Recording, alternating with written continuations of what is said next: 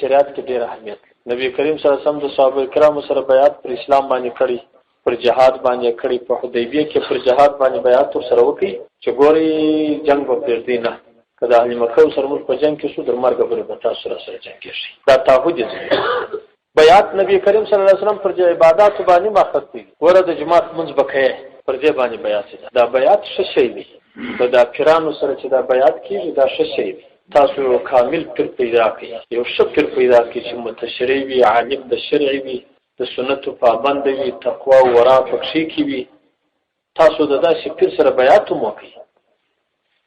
دا درې شیان دي، یو سیاست دی، یو شریعت دی، یو طریقت. دا درې سره لازم دي چې شریعت هم چلوي، طریقت هم چلوي، سیاست هم چلوي. سیاست دا جهاد دی، شریعت دا علم دی، طریقت دا عمل پکول. په شریعت باندې لار معلومیږي، په طریقت باندې لار ښکلېږي، په جهاد باندې لار ختمېږي. دا به درې سره وي. که عالم و خامخا به سیاسي هم وي.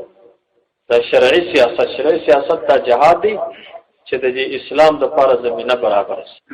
او که عالم و خامخا به صاحب د طریقت هم وي، طریقت به هم ورسره وي، صوفي به هم وي. دا درې سره شیان چې دا سره لازم دي. نو نبی کریم